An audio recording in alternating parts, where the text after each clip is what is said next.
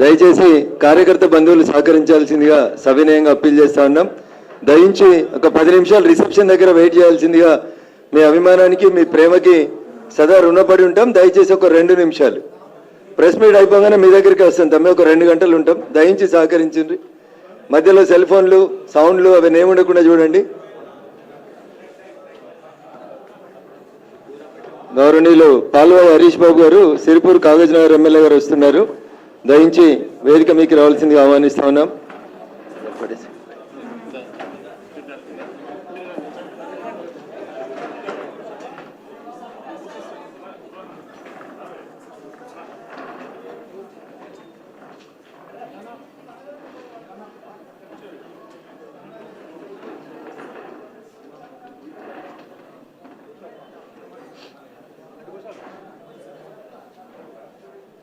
So మొదటగా 8 మంది parliament సభ్యుల్ని గెలిపించి తెలంగాణ సమాజం, తెలంగాణ ప్రజలు, భారతీయ జనతా పార్టీ నాయకులు, కార్యకర్తలు మమ్మల్ని ఆశీర్వదించి ఢిల్లీకి పంపించినందుకు ముందుగా తెలంగాణ సమాజానికి శిరస్సు వంచి నమస్సుమాంజలి తెలియజేస్తా ఉన్నాం.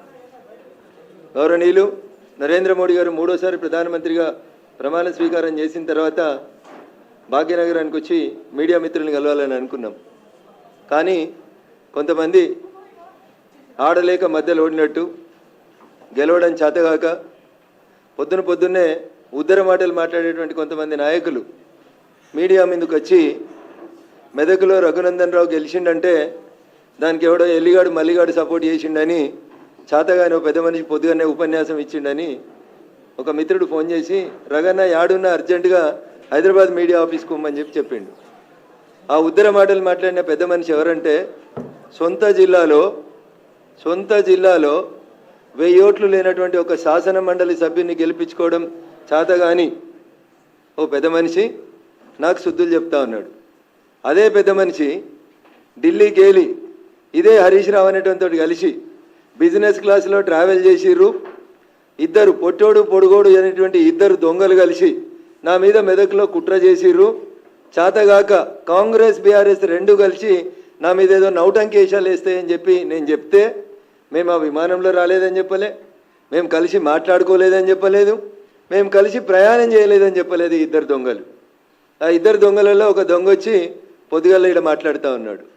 నేను దొంగ అనే పదం చాలా స్పష్టంగా మాట్లాడుతూ ఉన్నా. ఎందుకంటే నన్ను ఏమనంతసేపు నేను ఎవరిని ఏమన్నా. నేను తెలంగాణ పల్లెటూర్లలో ఒక సామెత చెప్తారు, మీ ఇంటికి మా ఇల్లు ఎంత దూరం అయితే మా ఇంటికి మీ ఇల్లు కూడా అంతే దూరం అవుతుందని. మొత్తం ప్రపంచం అంతా చూసేటప్పుడు పట్టపగలు నోట్ల కట్టలతోటి దొరికినటువంటి దొంగ రేవంత్ రెడ్డి అని సమాజం, టీవీలు, పేపర్లు, ఛానళ్ళు 10 ఏళ్ళు ఘోషించినాయి.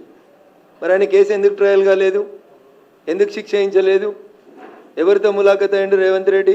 హరీష్ రావుతోట, కవితతోట, చంద్రశేఖర్ రావుతోట ఆయన ములాఖత్. నేను అడిగిన మిమ్మల్ని సూటిగా ఇద్దరిని, పలానా ఎయిర్ ఇండియా విమానంలో 19వ తారీఖు రోజు రాత్రి మీరిద్దరు బిజినెస్ క్లాస్లో 2 గంటలు ఏకాంతంగా జరిపిన చర్చలు ఏంటంటే చెప్పడం చేతగాలే. ఏమన్నాడు ఆయన? రఘునందన్ రావును గెలిపించేందుకు సిద్దిపేటలో హరీష్ రావు అనేటోడు బీఆర్ఎస్ పార్టీ ఓట్లని బీజేపీ పార్టీకి వేయించిండు అని మాట్లాడిండు. నేను అడుగుతున్నా, నాకు సంస్కారం ఉంది, నాకు చదువు చెప్పిన సార్లు కొంచెం మంచి చదువు చెప్పారు. నేను లాస్ట్ టైం కూడా రేవంత్ రెడ్డి మెదక్కి వచ్చి నా గురించి మాట్లాడినప్పుడు చెప్పిన, రేవంత్ రెడ్డి నేను నీకంటే 2 ఆకులు ఎక్కువ చదువుకొని వచ్చిన, తెలుగు, హిందీ, సంస్కృతం, మలయాళం, కన్నడలో కూడా నీకంటే మంచిగా మాట్లాడగలుగుతా అని చెప్పిన.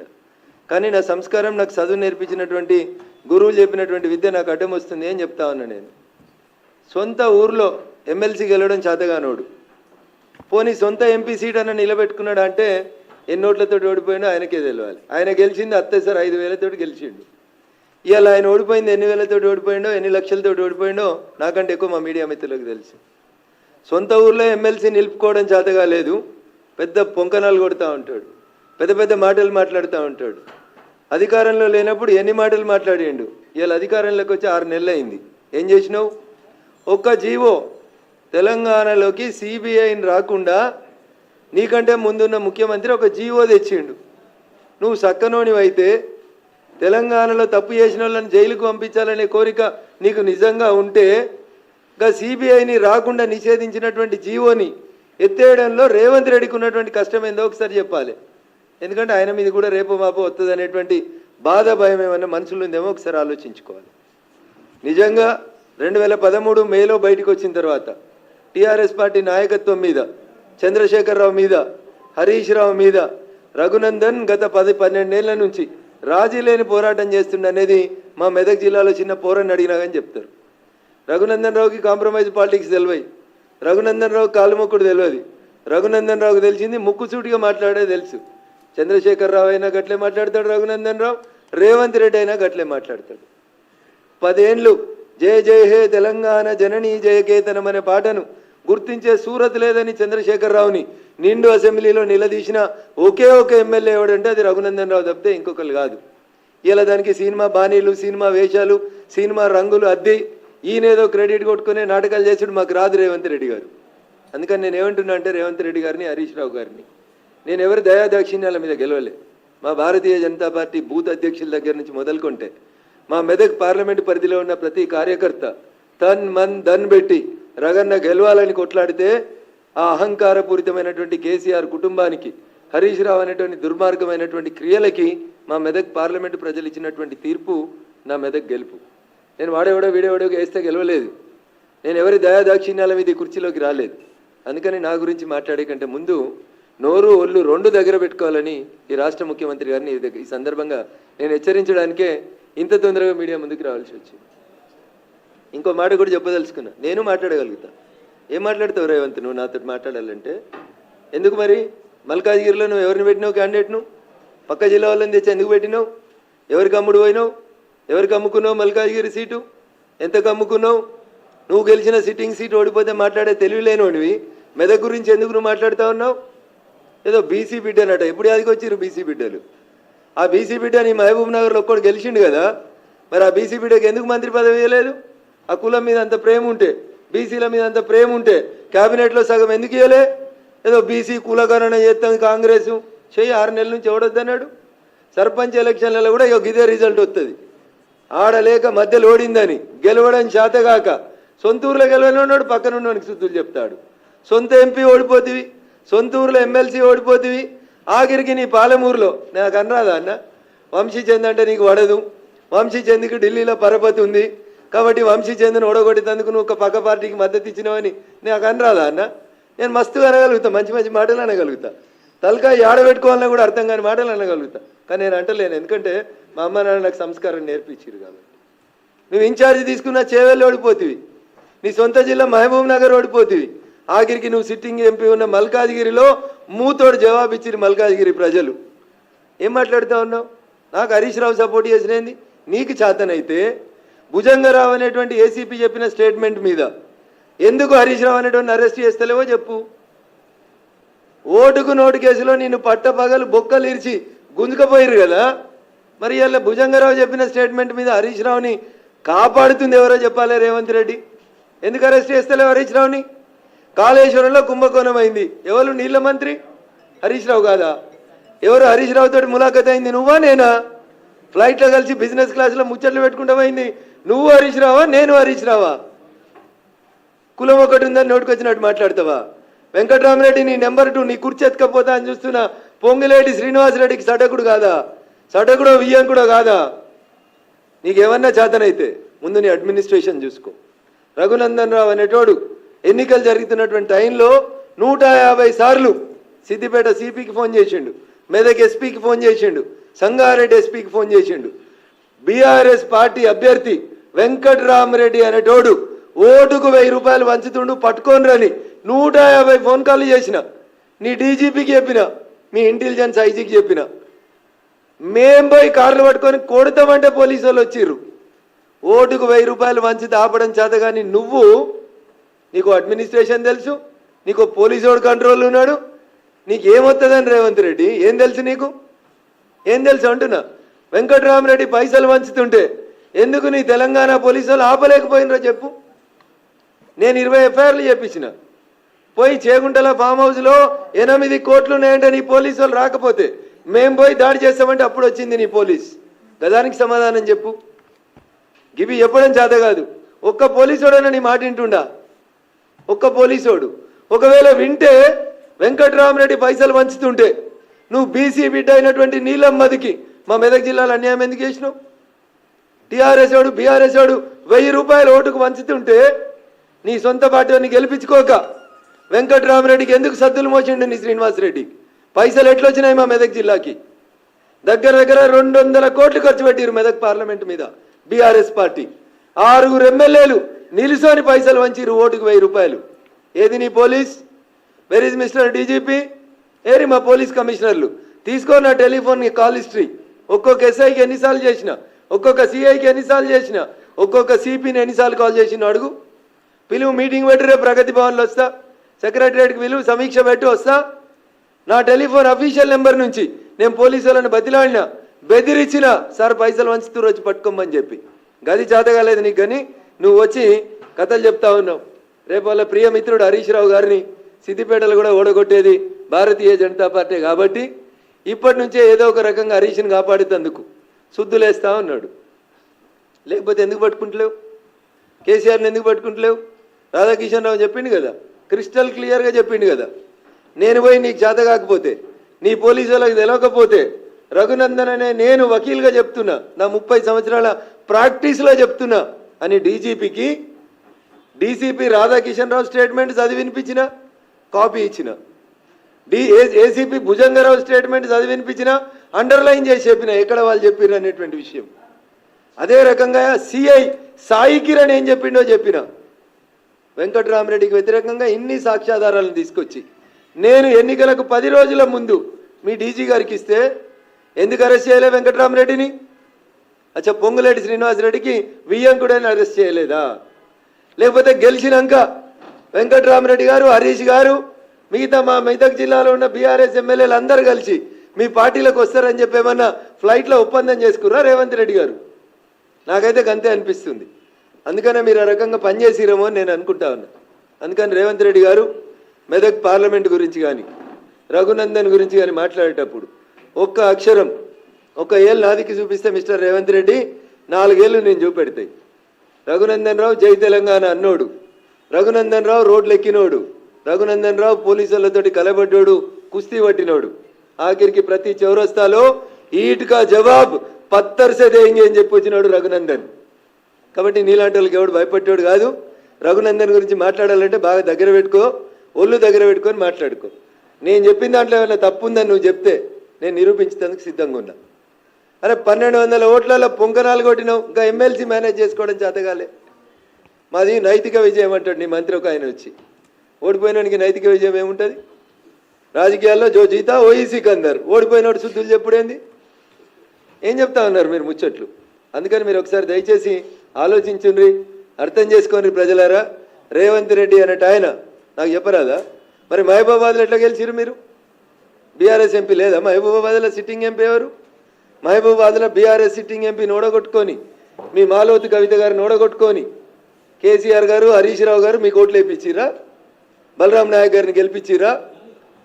ఖమ్మంలో మీ పొంగులేటి శ్రీనివాసరెడ్డి వియంకుని గెలిపించేందుకు ఈ పని చేసిరా? ఎవరిని నామా నాగేశ్వరరావుని బలి చేసి బీఆర్ఎస్ వాళ్ళంతా కాంగ్రెస్ కోట్లు వేసిరా? నేను మాట్లాడగలుగుతాను కదా, చాలా ఉన్నాయి కదా సాక్ష్యాలు, ఆధారాలు.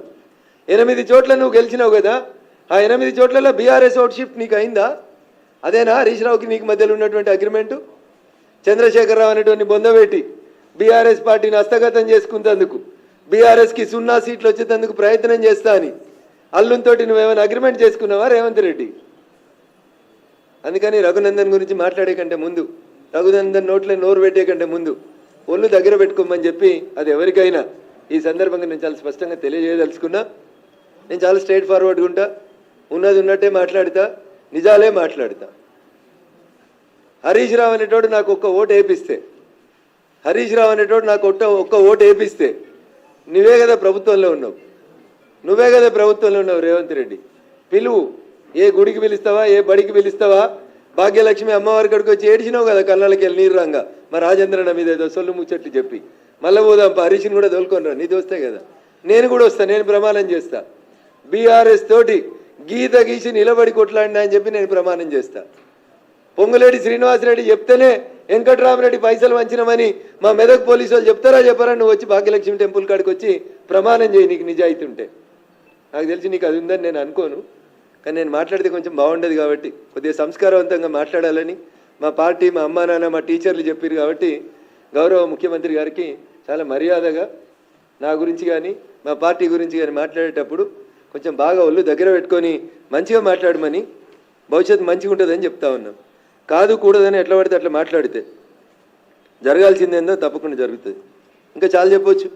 గాలి అనిల్ కుమార్ని తీసుకుపోయాడేనో జైరాబాద్లో పోటీ చేయించారు. ఎందుకు సురేష్ షెట్కర్ని గెలిపించేందుకు బీఆర్ఎస్ పార్టీ అమ్ముడు పోయిందా జైరాబాద్లో? మా బీబీ పాటిల్ గారిని తట్టుకోవడం చేతగాక గాలి అనిల్కు డిపాజిట్ రాలే. 10 ఏళ్ళు బీఆర్ఎస్ ఎంపీ జైరాబాద్లు ఉంటే ఆ బీఆర్ఎస్ పార్టీకి ఇలా డిపాజిట్ రాలే. సురేష్ షెట్కర్ తోటి రేవంత్ రెడ్డి, హరీష్ రావు ములాఖత్ అయి బీబీ పాటిల్ గారిని ఓడగొట్టేందుకు ఆడ పక్క నియోజకవర్గం గాలి అనిల్ని పెట్టిరని చెప్పి నాకు చెప్పడానికి రాదా? అంతెందుకు, నీలమ్మధుని బల్లిక బకరా అని చేసింది హరీష్ రావు కాదా? నీలమ్మధు ఎవరి శిష్యుడు? మెదక్ జిల్లాలో హరీష్ రావు శిష్యుడు కాదా? రోజు హరీష్ రావు వెనకాల తిరిగినోడు కాదా? నీలమ్మధుని బలి చేసింది రేవంత్ రెడ్డి, హరీష్లు ఇద్దరు బదులుకొని పాపం ఆయన పైసలన్నీ ఖరాబు చేపించి ఆయనంతా ఇబ్బంది పెట్టింది ఎవరు? అందుకని ఒకసారి ఆలోచించాలి. నిజంగా నీకు చిత్తశుద్ధి ఉంటే ఎన్నికలు అయిపోయినాయి కదా, జూన్ 30వ తారీఖు దాకా నీకు ఇంకా 25 రోజులు టైం ఇస్తున్న ముఖ్యమంత్రి గారు. ఈ 25 రోజులల్లో నాకు తెలిసి నువ్వు తెలంగాణ ఉద్యమం చేయలేదు, నీకు ఆ పౌరుషం లేదు, ఆ రోషన్ లేదు, ఆ పదాలకు అర్థం కూడా తెలుసని నేను అనుకుంటలేను. ఒకవేళ ఉంటే ఎందుకంటే జయ జయ హే తెలంగాణ జననీ జయ కేతనం అనే పాటని నేను తెలంగాణ అధికారిక గీతంగా ప్రకటించిన అని చెప్పిన తెలంగాణ రోషం, పౌరుషం నీలో ఉంటే డీసీపీ రాధాకిషన్ రావు ఇచ్చిన స్టేట్మెంట్ మీద ఈ 25 రోజులలో చంద్రశేఖరరావుని అరెస్ట్ చేసి నీ తెలంగాణ పౌరుషాన్ని చూపించు. ఏసీపీ భుజంగరావు ఇచ్చిన స్టేట్మెంట్ మీద హరీష్ రావు అనేట ఆయన తీసుకొచ్చి బొక్కలేసి నీకు చాదనైతుంది, నీ లోపల తెలంగాణ రక్తం ఉందని చెప్పు. లేకపోతే ఏముందో తెలంగాణ సమాజం నిర్ణయించుకుంటాం. Thank you.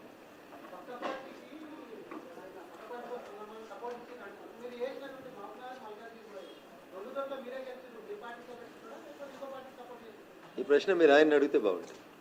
ఎందుకంటే ఈ లాలుచితనాలు, పక్క పార్టీలతోటి పొద్దుగినాక మాట్లాడుకోవడాలు ఈ నాకు రావు, మా పార్టీకి రావు. ఇవి వచ్చేది ఆయనకే వస్తుంది. అందుకని ఆయన్నే చెప్పాలి. ఏమైనా ఓటుకు నోటు కేసులు ఏమైనా భయపడుతున్నాడా? ఎవరికైనా సాయం చేద్దామని, ఇంకేమైనా సాయం పొందుదామని అనుకుంటుండా? ఈ has to answer those questions.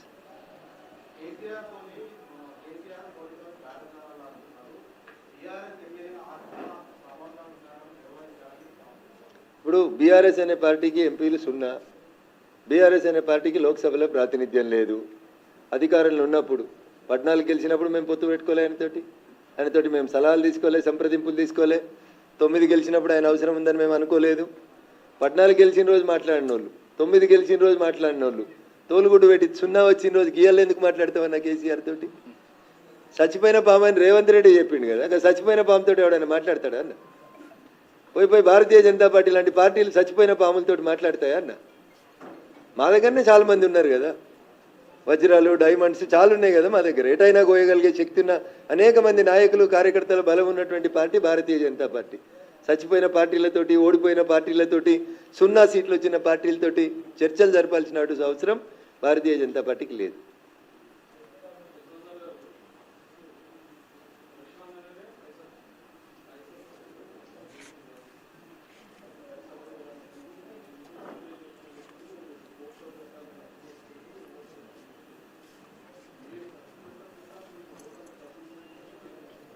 నేను భాగ్యలక్ష్మి గుడికి ఇట్లే తడిబట్టలు 2 బకెట్ల నీళ్ళు తీసుకురానా, నెత్తి మీదకి వెళ్ళి పోసుకొని ఇట్లే గుడికి వస్తా.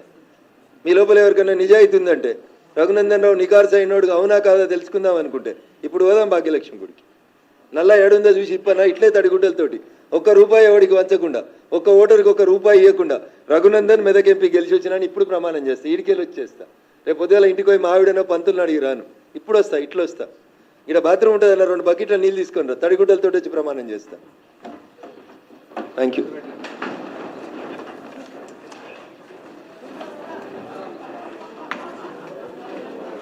అన్న కంగ్రాచులేషన్.